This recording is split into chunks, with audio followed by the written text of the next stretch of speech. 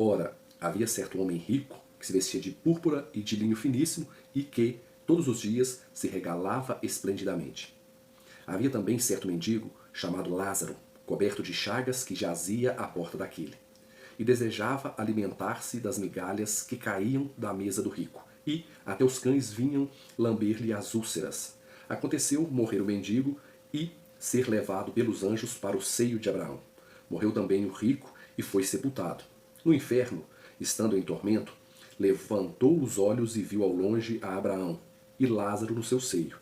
Então, clamando, disse: Pai, Abraão, tem misericórdia de mim, e manda que Lázaro molhe em água a ponta do dedo e me refresque a língua, porque estou atormentado nessa chama. Disse, porém, Abraão: Filho, lembra-te que recebestes os teus bens em tua vida, e Lázaro igualmente os males.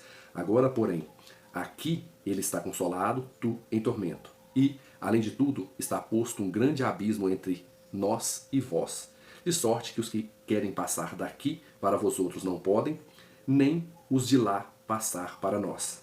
Então replicou: Pai, eu te imploro que mandes a minha casa paterna, porque tenho 5 irmãos, para que lhes dê testemunho, a fim de não virem também para este lugar de tormento. Respondeu-lhe Abraão: Eles têm Moisés e os profetas, ouçam-nos. Mas ele insistiu: Não, pai Abraão, se alguém dentre os mortos for ter com eles, arrepender-se-ão. Abraão, porém, lhe respondeu: Se não ouvem a Moisés e aos profetas, tampouco se deixarão persuadir, ainda que ressuscite alguém dentre os mortos. Boa noite, meus queridos irmãos, que a graça e a paz do nosso grande Deus e Salvador Jesus esteja sobre todos. Estamos aí com mais um vídeo um pouco complicado, um vídeo que é um tanto quanto polêmico. Vemos aí na internet várias más interpretações sobre esse texto, sobre esse tema. Eu quero falar um pouco sobre esse tema, em especial sobre o rico e Lázaro, né? o mendigo e Lázaro.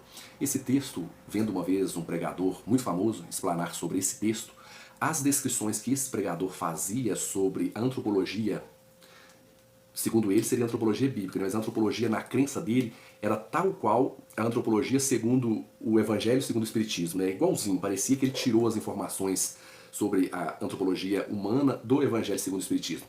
Eu não vi nada de base bíblica nas palavras que ele falara e acreditava que aquilo seria o que a Bíblia ensinava. Então eu quero fazer esse vídeo e fazer alguns esclarecimentos, em especial sobre essa parábola, que é uma parábola muito polêmica. Alguns argumentam que esse texto não é uma parábola, e sim uma história verdadeira, porque começa com havia um homem. Se isso proceder, se você olhar em especial no grego, a parábola anterior a essa, que é a parábola do administrador fiel, começa com as mesmas palavras que a parábola do rico e Lázaro. Por isso, nos mostra que se essa parábola for verdadeira por causa do seu início, então a parábola do administrador fiel deve sim ser também uma história verdadeira. E vemos aqui do capítulo 13 ao capítulo 14, do capítulo 13 ao capítulo 20, há um bloco de textos aqui que Lucas vai escrevendo, incluindo várias parábolas. Não tem como essa história ser uma história verdadeira em um bloco de textos que só há parábolas. E devemos lembrar que há vários elementos aqui que nos mostram que isso é uma parábola. O próprio nome parábola, né, uma ilustração.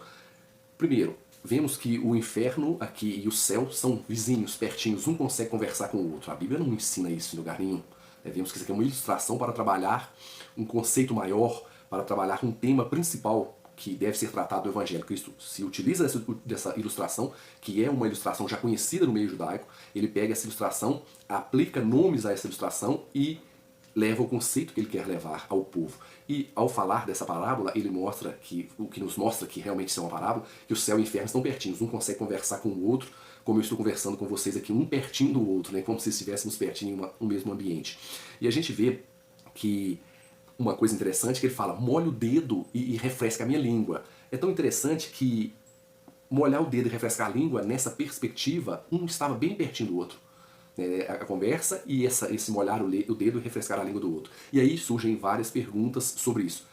Uma pessoa pós-morte, no conceito popular, a alma, ela tem dedo, ela tem língua, ela tem membros? Como que é uma alma? Porque muitos ensinam que a alma é como se fosse uma pessoa, uma sombra da pessoa tal qual, a pessoa, porém, sem ser corpóreo, com carne, um espírito igualzinho à pessoa. Mas onde eles tiraram que é assim? Onde eles tiraram que o dedo e língua e todos esses órgãos fazem parte da alma?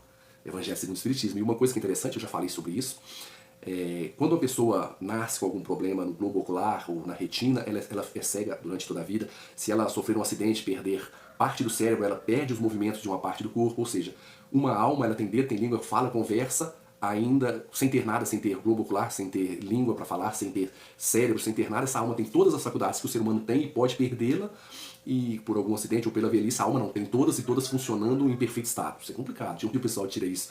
A gente vê que esses conceitos que foram aplicados à palavra alma não são conceitos bíblicos. Esse conceito ele vem da filosofia grega e do espiritismo. Queria trabalhar aqui de forma sucinta, mas os irmãos entenderão. Quando a gente olha também, aqui uma coisa interessante dessa parábola, a gente vê ele dizendo assim, o rico dizendo, pai Abraão, né? Esse trechinho, pai Abraão, nos mostra uma coisa muito importante. O rico, ele acreditava que o simples fato de ele pertencer aos judeus, ser descendente de Abraão, já o fazia membro de um povo eleito. Ele já seria eleito por ser da família descendente de Abraão. E isso é muito interessante quando lemos o trecho de João Batista, em Mateus 3, 7 a 9, vemos a mentalidade judaica ali no primeiro século. Olha o que João Batista diz aos fariseus, aos judeus. Vendo, porém, que muitos fariseus e saduceus vinham ao batismo, disse-lhe, raça de víboras, quem vos conduziu a fugir da ira vindoura? Produzi, pois, frutos dignos de arrependimento e não comeceis a dizer entre vós mesmos, temos por pai Abraão, porque eu vos afirmo que destas pedras Deus pode suscitar filhos a Abraão. Isso é interessante, né, irmãos? Que os judeus acreditavam, a carta aos Romanos, de Paulo aos Romanos, deixa claro isso. Os judeus acreditavam no primeiro século que apenas por fazerem parte do povo de Israel, do povo judeu, eles já seriam eleitos, seriam o povo da promessa e seriam salvos. E Paulo bate muito nessa tecla, né, que nem todos que são de Israel são de fato israelitas. E isso é uma coisa que temos que entender e desmistificar dentro do judaísmo, entender essa frase, pai Abraão, o que ela remonta, né? O rico achando, não, eu que tinha que estar lá no céu, porque eu sou descendente de Abraão, chamando Abraão de pai.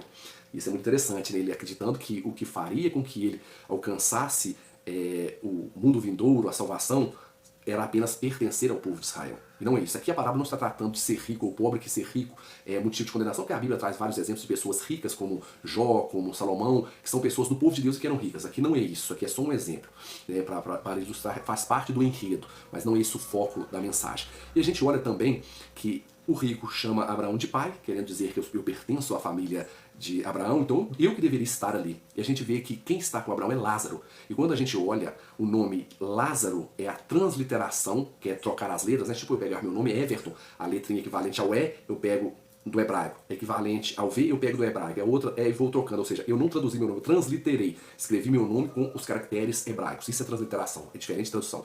A gente vê que o nome Eleazar, o nome Lázaro é a transliteração de Eliezer. Eliezer. A transliteração de Lázaro é Eliezer no hebraico. Isso é muito interessante porque irei ler um trecho para comprovar isso que eu estou dizendo aqui, deste comentário bíblico. Comentário histórico-cultural da Bíblia. Olha que interessante, vou colocar aí na tela para vocês verem. Às vezes as parábolas judaicas, incluindo a história rabínica mencionada no começo desta sessão, que foi mencionado alguns parágrafos acima, dava nome a um ou vários personagens. Nas histórias normais, seria de esperar a menção do nome do rico, não do pobre, Lázaro. Não do pobre. Lázaro é variante do nome Eleazar. Olha que interessante. Então, Lázaro é uma variante do nome Eleazar, a transliteração. E quando a gente olha quando a gente compreende isso, a história vai ficando mais interessante. Em Gênesis 15, 2, Abraão, decepcionado, ele não tinha herdeiro, não tinha filhos, ele clama a Deus que o único herdeiro da sua família seria o damasceno Eleazar, o único herdeiro. E aí, nessa parábola, cria-se essa ilustração, ou seja, o judeu, que é filho de Abraão, estava perdendo lugar para um povo que não pertencia à família de fato de Abraão, era um povo que era o estrangeiro que estaria ganhando a salvação. Isso é claro quando entendemos o pai Abraão e o nome Eleazar. Veja em Gênesis 15, 2 que vocês entenderão. Senhor Deus, o que me haverá de dar? Se continuo sem filhos e o herdeiro da minha casa é o damasceno Eliezer. Ou seja, aqui vemos que o nome Eleazar é o mesmo nome de Lázaro. Isso nos mostra, já ficou mais interessante a parábola. Já entendemos que Jesus está dando um tapa de luva nos judeus, ou seja, olha, não é por vocês pertencerem ao povo judeu que vocês serão eleitos. O povo eleito será o povo do damasceno, entre aspas, os escravos, os estrangeiros que estão entre vós, que eles sim estão aceitando as promessas, estão aceitando a mensagem. Vocês não. Jesus vai dando aquele tapa de luva nos fariseus de seu tempo. E a gente vê que ele fecha aqui mostrando que o fato de ser herdeiro de Abraão não o faria eleito. E aí ele fecha a narrativa com chave de ouro aqui em Lucas 16, do 28 ao 31. Olha que interessante. Verso 27. Então replicou: Pai, eu imploro que me mandes à minha casa paterna, porque tenho 5 irmãos, para que lhes dê testemunho, a fim de não virem também para este lugar de tormento. Respondeu Abraão: Eles têm Moisés e os profetas, ouçam-nos. Mas ele insistiu: Não, pai Abraão, se alguém dentre os mortos for ter com eles, arrepender-se-ão. Abraão, porém, lhe respondeu: Se não ouvem a Moisés e aos profetas, tampouco se deixarão persuadir, ainda que ressuscite alguém dentre os mortos.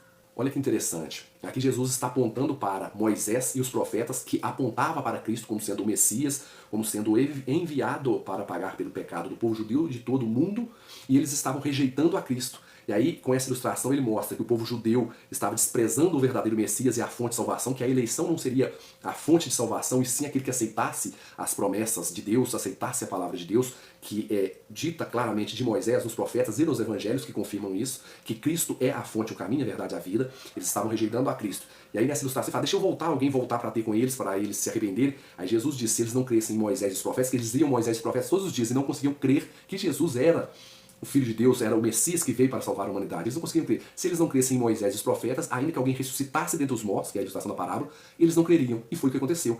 Eles não creram em Jesus, mesmo tendo Moisés e os profetas, as escrituras, eles não creram em Jesus. Jesus ressuscitou dentre os mortos e ainda assim eles não acreditaram. Muito pelo contrário, a gente vê nos evangelhos, eles pagaram para o pessoal dizer que os apóstolos roubaram o corpo de Cristo e levaram o corpo de Cristo embora, que subornaram os guardas, né, o pessoal ali, para dizer que isso é que aconteceu, que Jesus não ressuscitou, eles tentando ofuscar todos os milagres, a ressurreição de Cristo, e que Cristo é o verdadeiro Messias, o Deus Salvador que veio aqui na Terra para pagar pelos meus e pelos seus pecados, a única fonte de vida eterna, o único caminho para a vida eterna. Ele disse: eu sou o caminho, a verdade e a vida.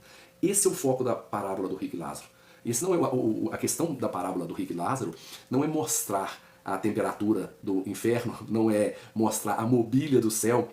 Isso não tem nada a ver com a mensagem contida aqui na parábola. E o interessante é que muitos irmãos leem esse texto e já imaginam a alma que foi para o céu, a alma que foi para o inferno. Olha que interessante. Cronologicamente falando sobre a condenação é um assunto um pouco amplo, mas daria uma pincelada. A condenação ela não é presente agora, ela é futura. Haverá menor rigor para Tiro e Sidom no dia do juízo, haverá menor rigor para Sodoma e Gomorra.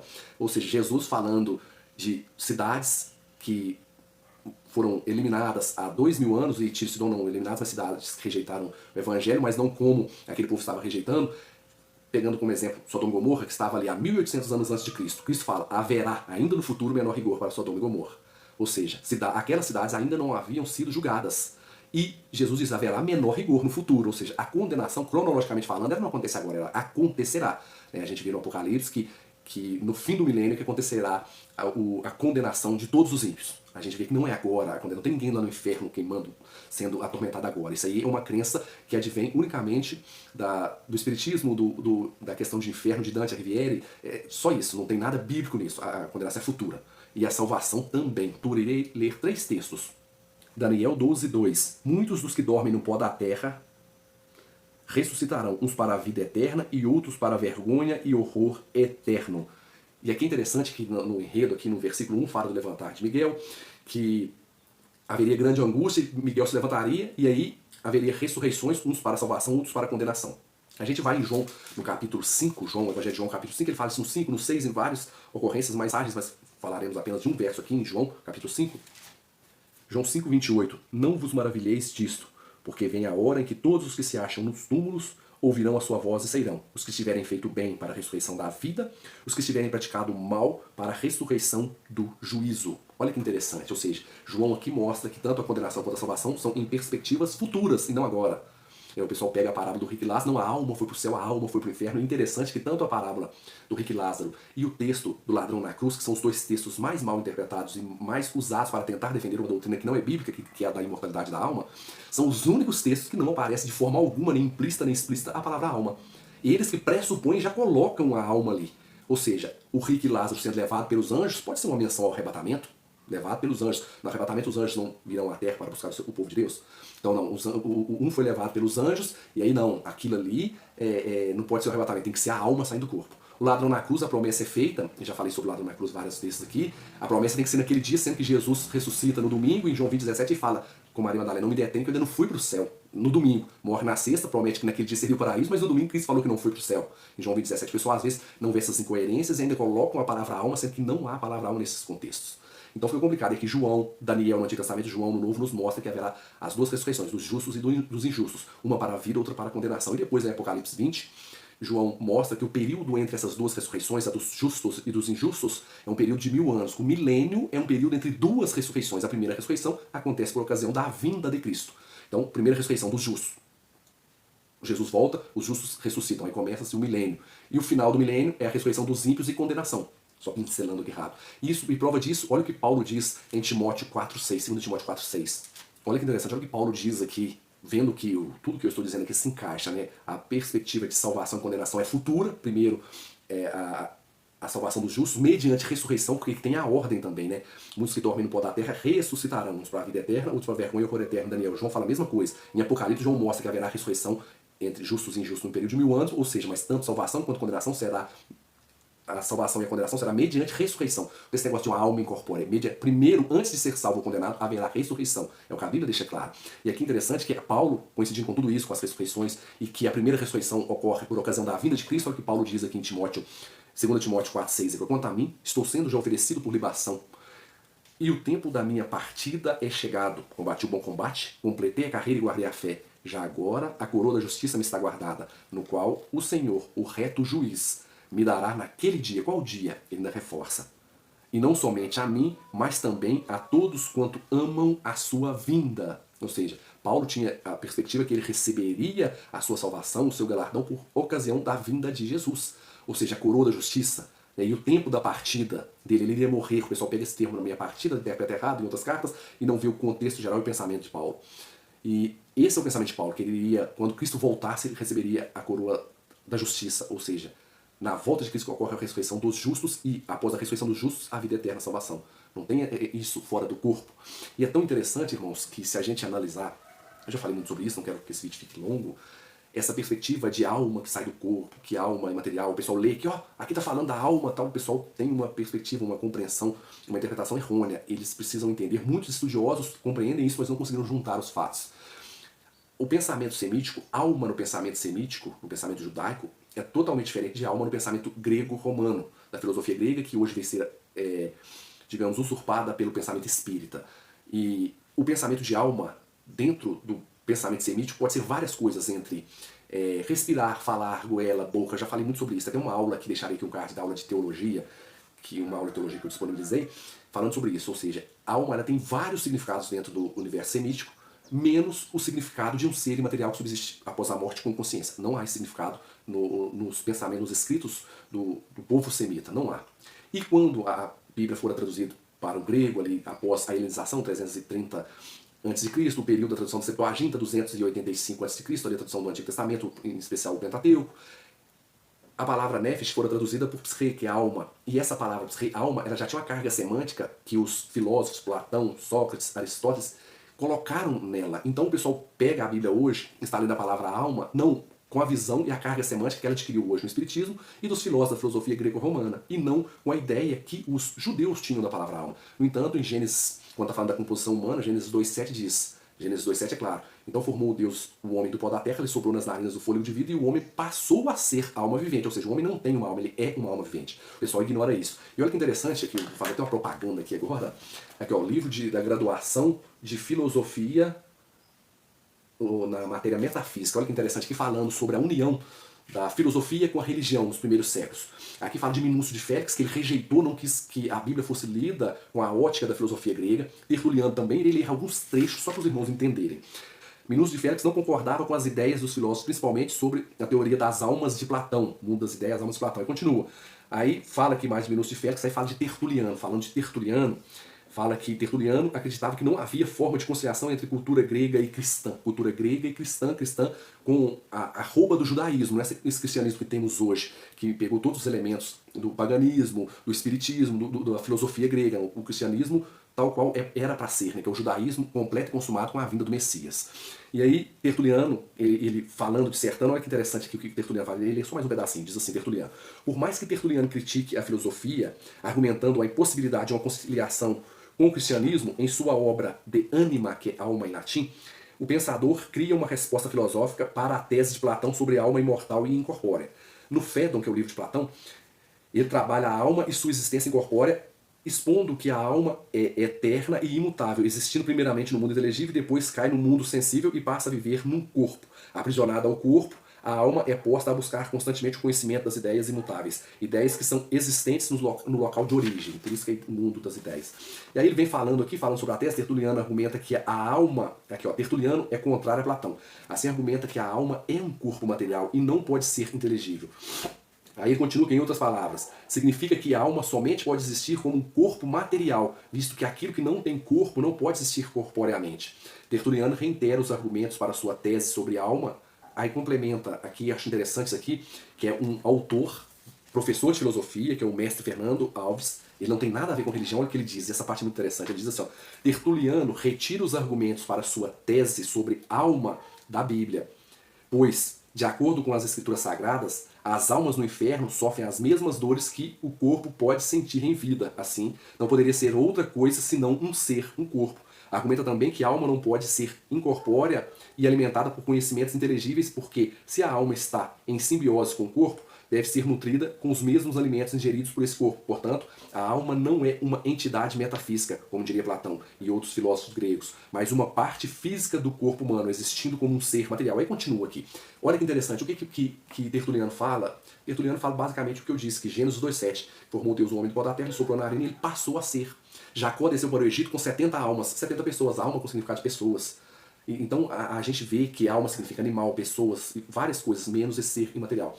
Essa mistura da filosofia grega com o cristianismo que causou essa, digamos, bagunça, e o pessoal fica crendo, não, tem uma alma imortal dentro do corpo, a alma vai para o céu, a alma tem consciência após a morte, não é isso que a Bíblia ensina. A Bíblia ensina que por ocasião do pecado nós morreremos e só teremos a vida de novo quando Jesus voltar e devolver a vida que fora perdida por ocasião do pecado. Não teremos a vida em si mesmo, morre a alma, isso não é morrer, isso é desencarnar. Os espíritas então estão certos.